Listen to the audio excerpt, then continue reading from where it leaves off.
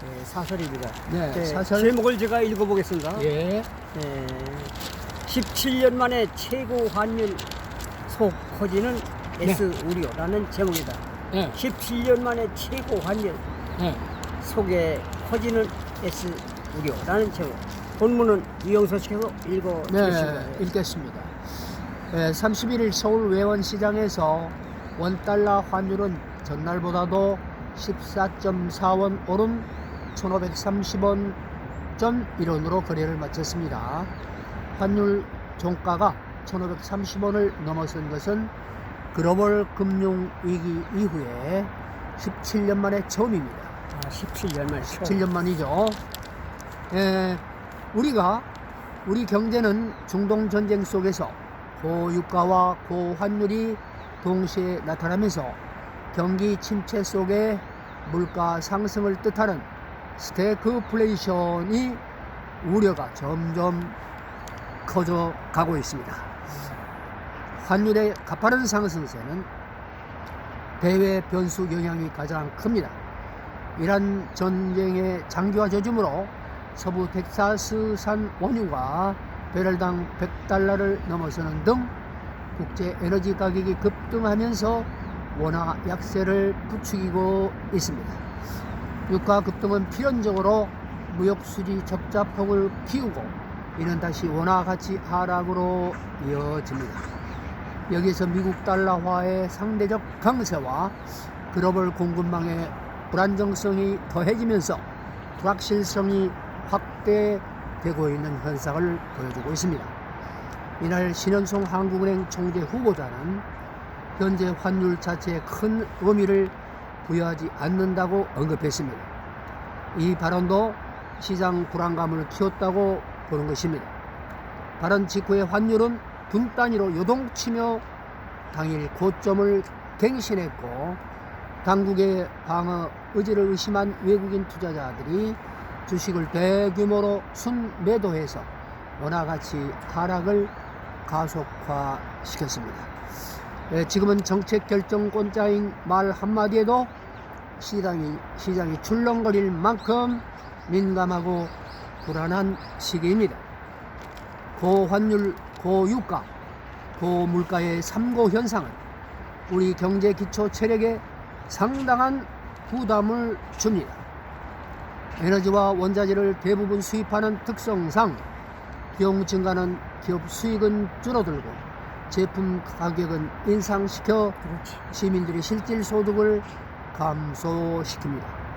소득은 줄어드는데 물가만 오르는 상황이 고착되면 이제 소비가 더욱 위축되고 다시 기업 투자가 줄어드는 악순환이 발생합니다. 문제는 많은 세계 경제 전문가들이 이란 전쟁이 끝나도 상당 기간 유가 불안이 계속될 것이라고 전망한다는 사실입니다.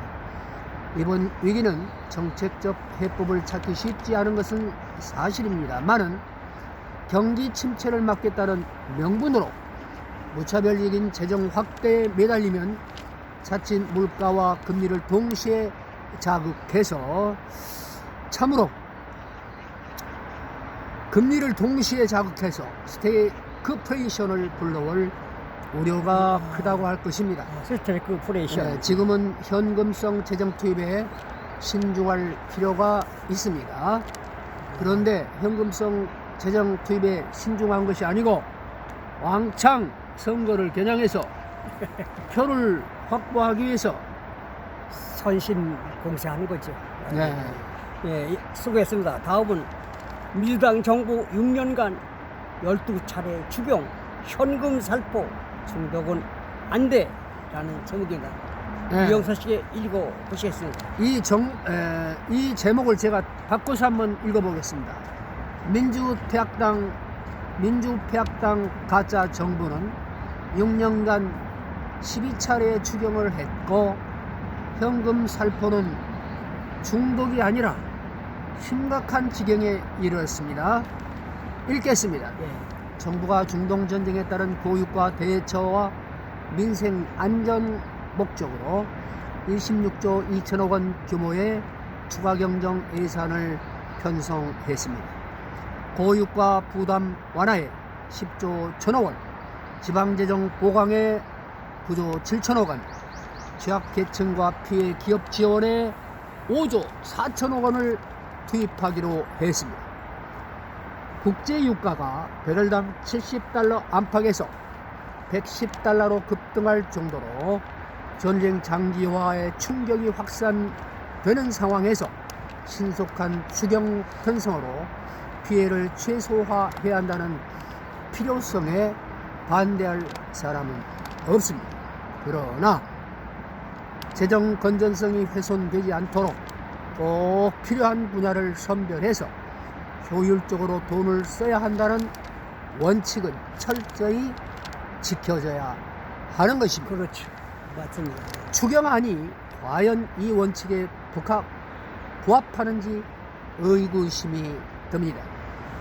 정부는 소위 소득 하위 70%에 해당되는 3,580만 명에게 1인당 10만원에서 60만원씩 4조 8천억 원을 지급하겠다고 했습니다.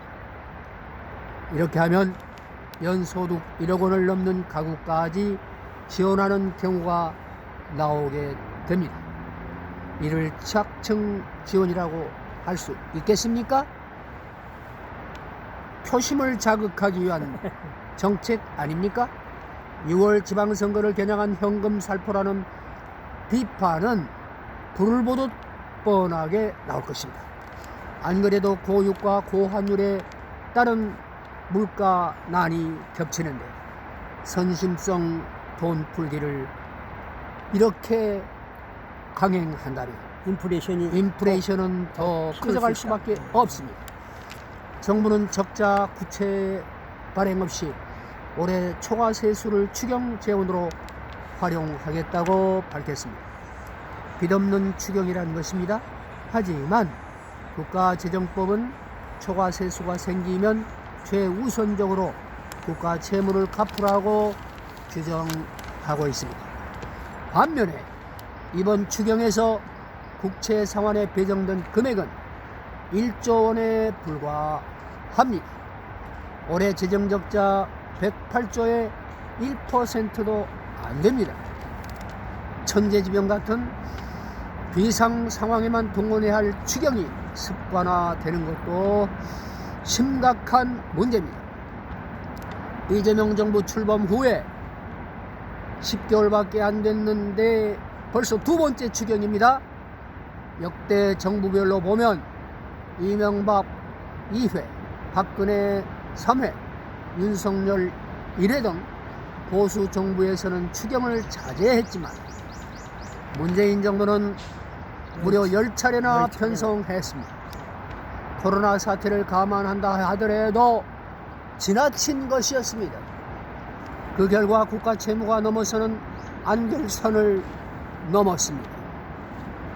문 전 대통령은 총선 하루 전 국무회의에서 지급 대상자들에게 미리 통보하고 신청받으라고 지시했습니다. 총선 하루 전에 선거 현장에선 야당이 이기면 돈 안 나온다는 선전까지 벌여졌습니다.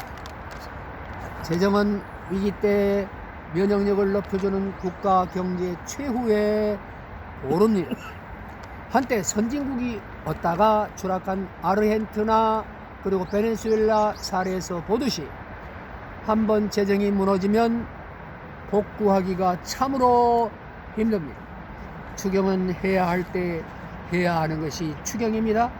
그러나 당국자들이 자기 주머니 돈 쓰듯이 어려워야 할 내용인데 특히 추경에 헌금 살표를 습관적으로 집어넣는 것은 경계해야 할 것입니다. 현금 살포에 당국자들이 중독되면 결국 국민도 중독되고 맙니다. 그 결과가 어떻게 나타날 것인지 참으로 심각하지 않을 수가 없습니다. 수고했습니다. 네, 오늘 이 정도로 하죠. 예, 그럼 네, 마무리하십시오. 네, 그렇게 하죠. 예. 사랑하는 애국 시민 여러분, 구독자 여러분, 애청자 여러분, 전 세계에서 이 방송을 시청하시는 애청자 여러분, 모두 우리 대한민국을 위해서 기도해 주시기 바랍니다. 대한민국은 미국과 함께 또 일본과 함께 또 나머지 자유우방들과 함께 지구촌을 평화의 세계로 이끌어가야 될 책무를 사명을 가지고 있다고 보는 것입니다. 특히 그 중심에 대한민국이 있다고 저는 자부합니다. 경천 애인 홍익인간 인내천하는 아름다운 정신세계 철학과 신념과 그리고 이념을 지니고 있는 한민족이 세계 인류사에 우뚝 서서 미국과 일본과 함께 자유우방과 함께 세계의 평화를 정착시키는 자유민주주의 공화국 시장경제를 북돋우고 인간의 기본 자유 천부의 인권을 보장받는 아름다운 정치 체계를 다시 부활시켜서 가짜 정부, 가짜 정당, 가짜 대통령을 끌어내리고 대한민국이 전 국민이 이제 저항권을 발동시켜서 대한민국을 자유민주주의 대한민국으로 다시 되돌이키는데 바로 세워야죠. 큰 예. 힘과 열정을 다해 주시길 부탁드리면서 오늘 아침 방송 여기서 마치도록 하겠습니다. 예. 모두 건강하시고 네, 행복하시. 네. 항상 알겠습니다. 긍정적으로 예. 하면 된다. 웃으시고 할 수 있다. 가짜로라도 웃으세요. 그리고 꿈을 꾸시기 바랍니다. 감사합니다. 감사합니다. 고맙습니다.